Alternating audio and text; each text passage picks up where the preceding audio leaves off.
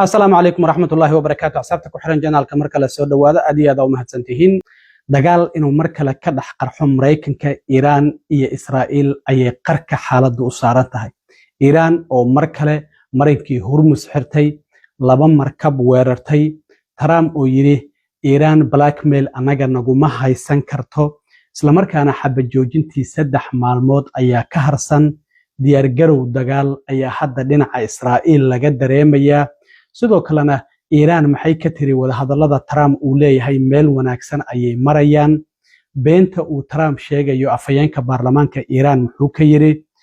in taliyaha ciidamada Iran oo isaguna sheegay 40kii maalmood ee dagaalku socday inta diyaarado drone ay soo rideen iyo inta diyaaradaha dagaalka Mareykanka oo ay soo rideen Iran oo tiri sidoo kale uranium-keena meel ka baxsan Iran looma qaadayo hogaamiyaha sare Iran Mujtaba Khamenei oo isaguna soo hadlay maalinta ciidamadana fariin soo diray fariintaasi maxay tahay arrimahaas oo ayaan idinla wadaagaya balse marka hore soo dhawaad waxaan ogeyn shalay in dawladda Iran ay tiri marinka Hormuz waan furnay laakiin waxaan u furnay shuruuda la xiriirta maadaama xabad joojin 10 maalmood ah ay gaareen Lubnaan iyo waliba Israa'iil laakiin Trumpna waxa uu yiri Iran marinkii Hormuz waa ay furtay laakiin anagu go'doominta aan ku hayno Iran ee marinka Hormuz waan sii wadeynaa in dekadahooda aysan wax shidaala aysan ka dhoofin karin maraakiibtoodana aysan mari karin marinka Hormuz haddaba Iran arintii ayay ka carootay marka ayayna marinkii Hormuz ay xirtay waxay tiri xaaladiisii hore ayuu ku laaban doonaa ilaa iyo Mareykanku oo inagana go'doominta naga qaadayo marinka Hormuz waa xirnaan doonaa shaxdan waxay muujinaysaa shalay in maraakiib fara badan ay dhaqaaqeen laakiin markii dambe haddana ay dib u laabteen waa ay jirteen tira maraakiib ah oo gudbay laakiin aad ayay u yaraayeen arrintaasi markii ay soo baxday kadib suuqyadu sare ayay u kaceen sicirka shidaalkuna hoos ayuu u dhacay $94 ayuu ahaa markii hore iyo 69 senti laakiin maanta waa $85 ayuu marayaa ilaa iyo $9 ayuu sicirka shidaalku hoos u dhacay laakiin hadda maadaama mar kale Iran haddana dib ay u xirtay marinka Hormuz waxa la filayaa shidaalku inuu sare u kaco isniinta marka suuqyadu ay furmaana sidoo kale hoos u dhac laga dareemo marka Iran markii ay xirtay marinka Hormuz waxa jirtay laba markab oo isku dayay inay maraan labadaasi markab Iran waa ay weerartay meel u dhow Oman ayayna ku weerartay mid kamid ah doomaha dheereeya Gumboots liiraado ayay ku weerartay markab shidaal oo ilaa iyo 2 milyan oo fuusto oo shidaal ciriina oo Ciraaq yimid sida ayay weerartay waxa la leeyahay damage ama dhibaatada gaartay ilaa hadda lama hubo markab kalena waxa uu ahaa markab sida containero oo maraakiibta ganacsiga oo containerada isagana sidoo kale rasaas ayay ku riday 2 saacadood kadib waliba meel aan kala fogeyn ayay ahayd laakiin waxa la leeyahay qasaaro ma aysan soo gaarin labadaasi markab laakiin waa la weeraray inta uu la egyahay hadii uu gaarayna qasaarahaasi lama ogo madaxweyne Trump oo isaguna maanta aqalka cad ka hadlayay maruu wareegtooyin saxiixayay ayaa arrintan wax laga weydiiyay Trump waa kii shalay yiri marinka Hormuz waa la furay isla markaana wada hadalladu meel wanaagsan ayay marayaan laakiin Trump wuxuu yiri Iran ilaa iyo Arbacada hadii aysan heshiis qaadan dagaalkii ayaan mar kale dib u bilaabeynaa Iranna waxay tiri diyaar ayaan nahay qorigeena xabadu waa inoo raacsan tahay reeshadana waan haynaa soo daaya wixii aad haysaan marka xaaladdu siday u muuqato in mar kale dagaalkii dib loogu laabanayo ayaa muuqanaysa hadii saddexda maalmood ee soo socota aan wada hadallada wax heshiisa aan laga gaarin afayeen u hadlay wasaaradda arrimaha dibadda oo wasiir ku xigeenka wasaaradda arrimaha dibadda oo la yiraahdo Saeed Khatib Zedan ayaa isagoo ka hadlay magaalada Antalya ee wadanka Turkiga ayaa wax laga weydiiyay hanjabaadda madaxweyne Trump ee ah in dagaalkii ay dib u bilaabayaan hadii Iran aysan heshiis qaadan saddexda maalmood ee soo socota waxa uu yiri madaxweyne Trump waxa uu markastaba hadaladiisu uu hadlaa hadal badan ayuuna hadlaa hadaladiisuna way iska hor imaanayaan ayuu yiri marka wuxuu yiri anaga hanjabaad iyo cagajugleyn waxba naloo kama qaadayo diyaar ayaan u nahay ilaa askarigeena u dambeeya uu nool yahay inaan isdifaacno sidaas darteed wuxuu yiri sidoo kale marinka Hormuz anaga ayaa maamulayna wuxuuna sheegay in marinkaasi uu yahay marin ay dawladda Iran maamulkeeda ay hayso waxaana uu cadeeyay in hadii sharciyada caalamiga ah lagu xadgudbana arintaasi ay tahay wadankii ku xadgudbay in lagu la xisaabtamo marka waxa uu yiri marinka Hormuz annaga ayaa maamulayna isagoo arrimaha marinka Hormuz ka hadlayay wasiir ku-xigeenka wasaaradda arrimaha dibadda oo Iiraan oo waliba Turkiya ka hadlayay kale waxa wax laga weydiiyay wasiir ku-xigeenka arrimaha dibadda ee wadanka Iiraan ninka la yiraahdo Saciid Qatib Zeedan arrimaha wada hadallada oo madaxweyne Trump uu sheegay waxa uu yiri horta wax framework ah oo aan isku raacnay qaab ay wada hadallada ama wax aan ku heshiinay ma jiraan sidaas darteed wuxuu yiri taariikh la xadidi karo in la isku imaanayo oo mar kale la isoo hor fariisanayo ma jirto marka waxa uu leeyahay hadiiba qaabkii wada hadalka aan la isku raacin lama qaban karo maalin la wada hadlayo oo la isku imaanayo sidaas darteed wuxuu yiri horumar la sameeyo waa ay jiraan laakiin wax framework oo la isku raacay ma jiraan iyo taariikh la dajiyay in la isku yimaado isagoo arrimahaasi ka hadlayna mar kale waxa madaxweyne Trump isagoo hanjabaadiisa ayuu wataa waxa uu leeyahay hadii labada maalmood saddexda maalmood ee soo socota ilaa ay arbacada Iiraan aysan qaadan wax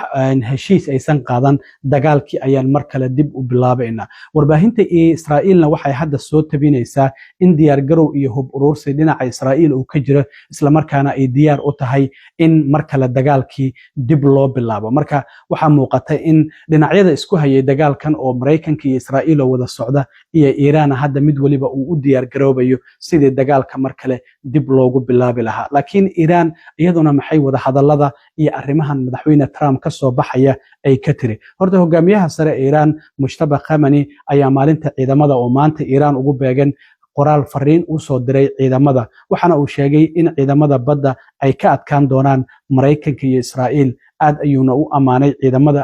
Iiraan waxana uu sheegay in dagaalkan ay ku guuleysan doonaan sidoo kalena waxa jirta in hadda Iiraan sidoo kale ay leedahay wada hadallada madaxweyne Trump uu sheegayo waxba kama jiraan oo been abuur ninka afayeenka baarlamaanka Iiraan oo la yiraahdo Mohammed Bakhir Qalibaf oo Trump uu yiri waa nin macquul oo la wada hadli karo wada hadallada Iiraan dhankeeda waxa hogaaminaya sidaan ognahay afayeenka baarlamaanka iyo wasiirka arrimaha dibadda Abbas Araghchi marka waxa uu leeyahay ninkan hadda afayeenka baarlamaanka ee Iiraan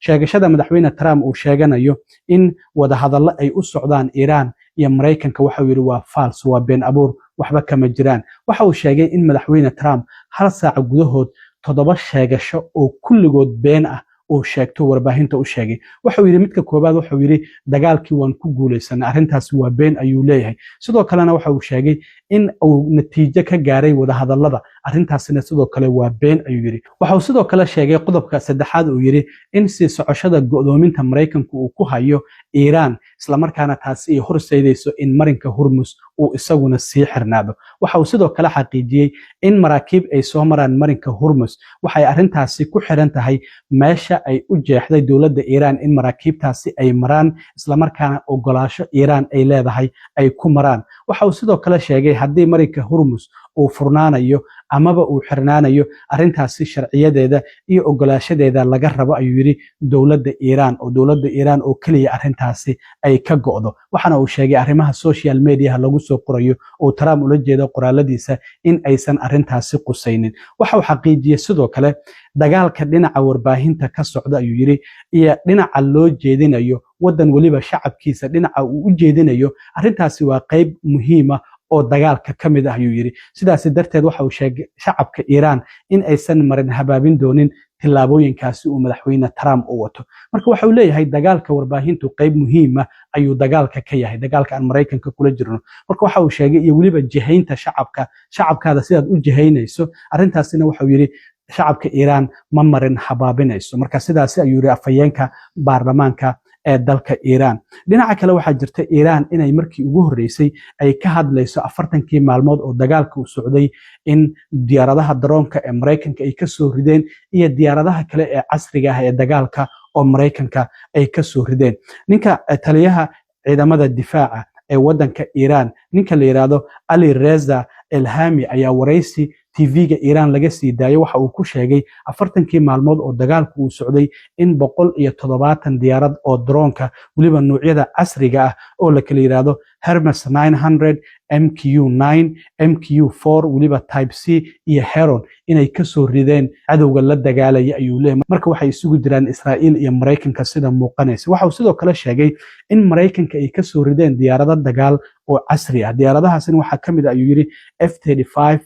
F-15 F-16 F-18 iyo weliba A-10 diyaaradahaasina waxa uu leeyahay 40kii maalmood oo dagaalku uu socdo diyaaradaha dagaalka ee Mareykanka waan ka soo ridnay ayuu sidoo kale leeyahay. marka sida muuqata hadda marinkii Hormuz mar kale ayay Iiraan dib u xirtay, maanta 2 markab ayay weerartay oo ku dhawaad ilaa iyo 20 markab ka badan ka dhigaysa intii marinka Hormuz uu xirnaa oo 28kii February laga soo bilaabo maraakiibta ay weerartay. ilaa iyo shalay madaxweyne Trump waxa uu ku celcelinayay Iiraan inay ogolaatay inaysan hub nuclear ah aysan yeelanaynin. uraniumka aan bishii 6 ee sanadkii hore duqeynay waxa uu burburka hoostiisa ku jirana waxay ogolaatay in annagana la ku soo wareejiyo. marka afayeen u hadlay wasaaradda arrimaha dibadda ee Iiraan ayaa isaguna waxa uu sheegay in arrimahaasi ay waxba kama jiraan yihiin, uraniumka Iiraanna wadan kale aan la geynaynin, Mareykankuna uusan qaadanaynin. marka sida muuqata waxyaabihii uu sheeganaya madaxweyne Trump uu dhahayay wadahadaladu meel wanaagsan ayay marayaan, isla markaana Iiraan waxay ogolaatay hub nuclear ah in aysan yeelanaynin, uraniumkeeda inaga ayaa la soo wareegin. arrintaasi dowladda Iiraan gabi ahaanba waa ay beenisay. haddana sida muuqato marinkii Hormuz oo Trump shalay uu ku faanayo xitaa dhahayay miinooyinkii Iiraan ay gelisay hadda waxay nagala shaqaynaysaa sidii aan dib uga saari lahayn. hadda waxaa muuqata in marinkii Hormuz mar kale Iiraan dib ay u xirto oo ay leedahay inta go'doominta inagana Mareykanka uu nagu hayo marinka Hormuz ma furayno. marka mar kale xaaladdu waa farfar ku taag, waxaana laga yaabaa 3 maalmood ee xabajoojinta ka harsan haddii xabajoojinta aan la kordhin amaba heshiis aan la gaarin in dagaalkii mar kale uu dib u qarxo. waan arki doonaa waxyaabaha ka soo kordha arrimahaasi asxaabay. aad iyo aad u mahadsantiin. intaan mar kale kulmi doono, nabadgelyo.